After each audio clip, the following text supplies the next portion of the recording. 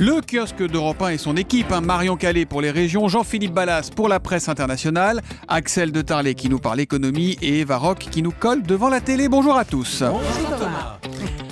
On commence avec vos quotidiens nationaux. Pour tout vous dire, je pensais que ce matin, le Figaro ferait ses choux gras de la confidence faite par Jacques Chirac et dont nous parlait Hélène Zélie dans le journal de 6h. Confidence sur son soutien à Alain Juppé. Mais en fait, pas du tout. Le quotidien, regardez sur europe1.fr, préfère titrer sur la bataille du projet entre Fillon, Juppé et Sarkozy. Beaucoup de vos quotidiens ont retourné les chiffres du budget dans tous les sens depuis hier. Conclusion, pas grand-chose de réjouissant. Et ça donne par exemple, à la une d'aujourd'hui en France, les impôts baissent, mais tout augmente. Metro News pose la question du retour. Que faire des djihadistes repentis lorsqu'ils reviennent de Syrie ou d'Irak ? Le débat est vif, nous explique le gratuit, entre les partisans d'une réponse pénale et ceux qui préconisent des méthodes plus douces. 20 minutes s'intéresse aux victimes collatérales d'Ebola, orphelins, chômeurs, enfants privés d'école. Le quotidien nous raconte que l'épidémie de fièvre hémorragique ne fait pas que des morts. Enfin, alors que le mondial de l'auto va ouvrir ses portes à Paris, les Échos nous expliquent pourquoi une vague de modèles neufs va déferler sur l'Europe. À la une des régions, Marion Calais, il ne fait pas bon décidément payer ses courses avec des grosses coupures au Leclerc de Douai. La preuve avec cette histoire racontée par La Voix du Nord. C'était lundi après-midi, un couple de clients, des Guinéens, se présente à la caisse du supermarché avec 210 € de courses quand même. Pour régler donc, le couple présente un billet de 500 €. La caissière se méfie et plutôt que de vérifier le billet au détecteur, de passer le billet au détecteur comme c'est prévu normalement, elle prévient directement la direction. À tout de suite. Qui soupçonne un faux ? Elle soupçonne un faux à l'origine. Mais pourquoi, la gratuitement direction, comme ça ? apparemment, le billet avait une texture assez étonnante. Donc elle prévient la direction qui, elle aussi... C'est le billet ou c'est le client guinéen qui a Alors, une texture la étonnante ? direction assure que c'est pas le client. Évidemment, on se dit que ça sent très mauvais le Ça sent le préjugé. délit de sale gueule, ouais. Voilà, mais la direction assure que c'est pas du tout le cas. Le billet, apparemment, est étrange. En tout cas, la texture est bizarre. Du coup, la direction prévient la police. Les Guinéens en question... Toujours sans vérifier le billet. Toujours sans Sans vérifier le le passer au billet. détecteur. En fait, la police est prévenue donc et elle place ces Guinéens en garde à vue. Ils vont passer 20 heures en garde à vue. Apparemment, il a fallu l'expertise de la banque qui a pris du temps, etc. Au final, le billet était vrai. La direction assure que c'est une erreur humaine à la base, que l'humain, évidemment, n'est pas toujours sûr. En tout cas, c'est sûr, les Guinéens, eux, d'erreurs, là, ouais. ne reviendront pas dans ce magasin à Douai. Voilà, merci donc au Leclerc de Douai qui a un vérificateur de billets et qui pourrait peut-être s'en servir avant d'appeler la police.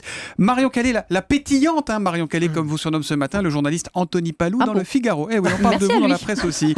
À la une de la presse internationale, Jean-Philippe Ballas, c'est du breaking news au Mexique avec l'arrestation ces toutes dernières heures de l'un des plus grands, des plus importants barons de la drogue. Héctor Beltrán Leiva, 49 ans, surnommé l'ingénieur ou le H comme Hector. Les premières photos de son rapport de police, vous savez, de face de profil, s'étalent sur la plupart des sites d'infos mexicains. Et quand on voit cet homme, le cheveu brun hirsute, la mine fatiguée avec sa chemise à carreaux, on a du mal à croire qu'on est face à l'un des personnages les plus dangereux dans l'univers ultra-violent des cartels de la drogue. Faut savoir que les États-Unis avaient mis sa tête à prix, 5 millions de dollars. Les Mexicains, eux, avaient ajouté 2 millions dans la balance. Ça fait quand même 7 millions de dollars pour arrêter cet homme, Héctor Beltrán Leiva. 7 millions, c'est énorme. Qu'est-ce qui le rendait si dangereux ? J'ai lu les premiers papiers qui sont sortis sur le quotidien El Universal, Terra Colombia, également le site de CNN Mexico. Ils racontent tous la même histoire. C'est la famille Beltrán Leiva, spécialisée dans le trafic de cocaïne, les règlements de compte sanglants, 4 frères. L'aîné, Arturo, il a été abattu en 2009. Les 2 autres envoyés en prison, il ne restait plus qu'Hector. Alors, l'organisation s'était diversifiée, paraît-il, ces dernières années. Extorsion, contrebande, kidnapping. Hector, lui, avait plutôt profil bas. Il était discret, il a fallu près d'1 an pour le retrouver. L'arrestation a eu lieu finalement dans un restaurant de fruits de mer à San Miguel de Allende. Lui se faisait passer pour un agent immobilier qui avait plutôt réussi. Grosse intervention des forces armées, pas un seul coup de feu tiré. C'est un tel événement ces dernières heures au Mexique que le président en personne a tweeté la bonne nouvelle en saluant l'action des autorités pour que le Mexique vive en paix. C'est un peu l'équivalent de l'arrestation d'Escobar en Colombie à l'époque. Exactement. C'est le même genre de calibre, comme on dit. On a l'impression de regarder un film, ça ferait presque sourire, sauf que c'est la réalité. Et les exécutions étaient particulièrement cruelles, paraît-il, dans la famille Bertrand-Leva. Et surtout, il inondait notamment l'Europe avec sa cocaïne. Jean-Philippe Ballas pour la presse internationale. Axel de Tarlet, vous avez écouté attentivement.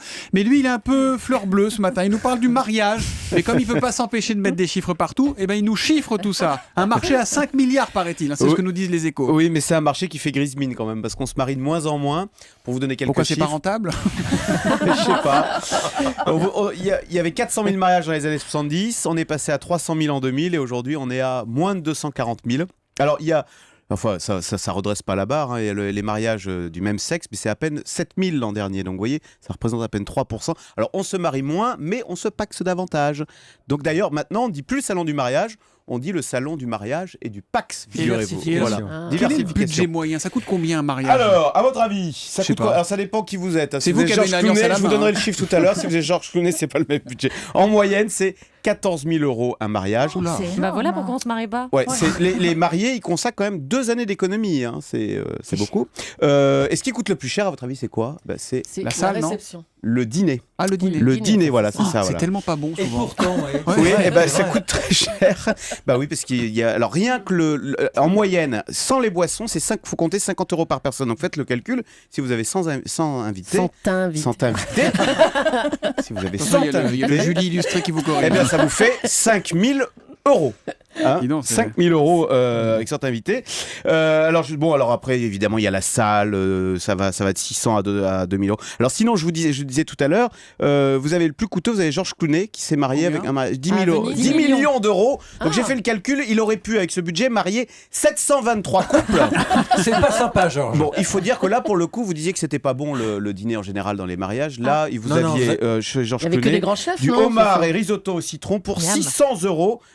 Mais enfin, il a revendu les droits photos, 7 millions. Donc, du coup, son On n'a mariage n'a pas, quasiment rien lui coûté. On n'a Oh pas là le coût là. du divorce. Enfin, Non, millions, c'est quand pour même. une association.